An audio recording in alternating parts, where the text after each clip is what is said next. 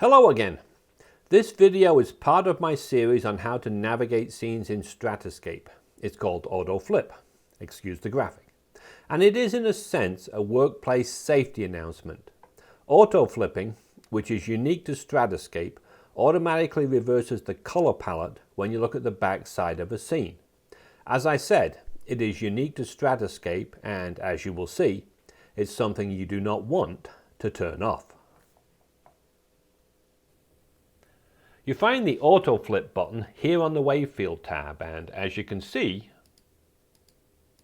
clicking it on and off, when you click it, initially it doesn't appear to do anything. But it does, and to explain what it does and why, we must return almost to the beginning of time and take a critical look at this display and the whole subject of seismic polarity. More than 40 years ago, I and others began experimenting with using color to display seismic data. The first examples I produced, which look much like the display you're looking at now, used blue for negative amplitudes, white for the zero crossing, and red for positive amplitudes. At the time, I had no theoretical reason to use that combination. I used it because blue and red are the most visually distinct colors we can see. But there was no reason to believe that red was naturally structurally high, a term that comes into play later, or that blue was naturally low. They were just visually distinct. Visually, as you can see here as I flip the polarity,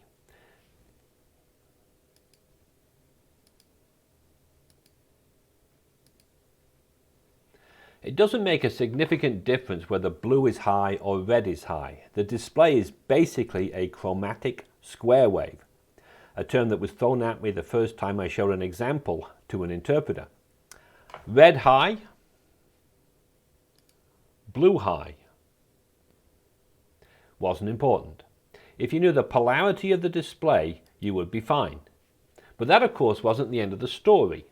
Despite its unpopularity, the display soon became the de facto way of looking at seismic on a color monitor, and consequently, both the SEG and EAGE decided to standardize the palette. Naturally, they chose opposite polarities, with the SEG deciding that blue, which I'll show you here, should be high, and the EAGE deciding that red should be high. That distinction remains today, because as I said, there doesn't seem to be an inherent polarity to color. But as with pretty much everything that I've held true in my life, it turns out to be false. There is a polarity to color, and to prove it, I'm switching to this line, which is one of the first that I produced in virtual reality, all the way back in the year 2000. And it's the one I was experimenting with during my PhD thesis when the point became dramatically obvious. Let me zoom into it and I'll show you what I mean. I do not use this palette anymore, mainly because since we're looking at amplitude and structure, we don't need the color definition, and in fact, it turns out that palettes like these are counterproductive and tend to mask steeply dipping events. But that's not important for the moment. What is important is what happens to the display when I reverse the color palette and make blue high and the reds and yellows low. I'll do that now. To illustrate the point, let me go back and forth between these two palettes. This has the blues high following the SEG standard, and this has the reds high following the EAGE standard. I'll do that a few more times. SEG, EAGE, SEG, EAGE, and back to the SEG again. So this was something I did not expect. What is happening is that your visual system is forcing the reds, as you can see here, to appear to be the highs and the blues to be lows. You can prove this to yourself by forcing yourself to focus on a blue event. I suggest you look at these in the upper part of the section. I'll let you do that for a few seconds.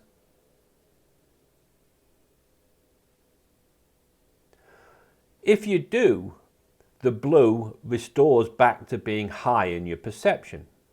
But if you look away and then back again, the display reverts to the optical illusion, and then you have to look away because the display is too strange to look at for long. You may be thinking that this is palette specific, but it isn't. Let's go back to my first line and look at it using one of my standard, almost color-free palettes. This is our Springtime palette, and I use it as the default for most of my displays. As you can see, when I zoom in, the structural highs are in shades of white, whereas the lows are light blues, and everything looks fine. But if I reverse the palette,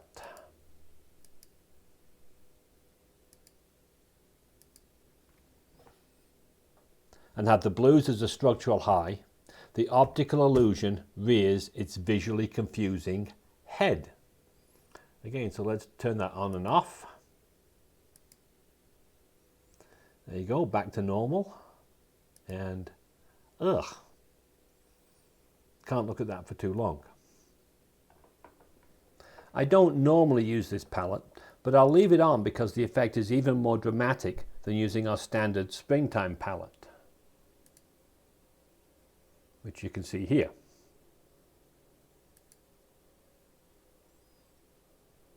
So now I'll show you why this turned out to be such a problem, and I'll finally get to the main subject of the lesson, that being the auto flip option. The problem is now that with this release, I've changed how you manipulate the scene so that it's much easier to look at the back side of the display. Couldn't do that before. Previously, the display was mostly focused on viewing from the front side. But now it's just as easy to look at it from the back side. And as you can see, when you go from front to back, that optical illusion bites you very badly. So now I will go back to the Springtime palette and show you what happens when you have the auto flip option on and off. With the auto flip off, which you see here, when you look at the back side of a display, the negative amplitudes become apparent structural highs. And because they retain their original color, you get the optical illusion. But with the auto flip turned on, which I'll do here, then the color palette automatically flips polarity as you switch viewing directions.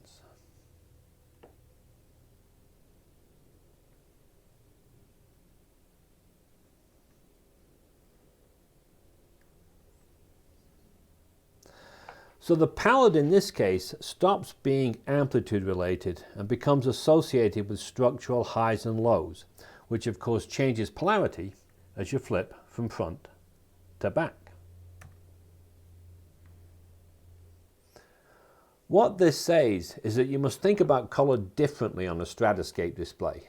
This is what you're used to. Color is used as a proxy for amplitude. And so you're thinking of red as being high, which it is here, and blue is low.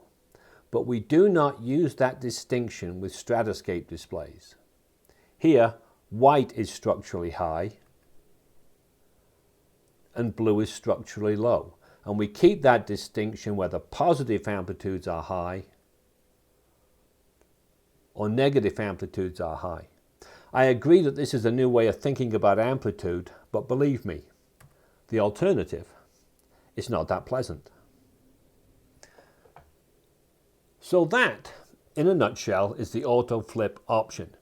I decided to go into some detail about it because it requires a change in thinking.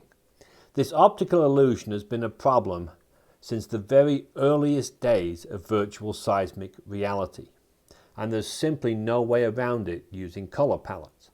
Every palette that I've used, including grayscale palettes, have the same problem. The visual system forces the brightest colors to appear high, and there's no way to change that. So the only option was to make sure that the brightest colors always are high. So keep the auto flip option on, and you'll be fine. For now, I am Dr. Stephen Lynch. Thank you for watching.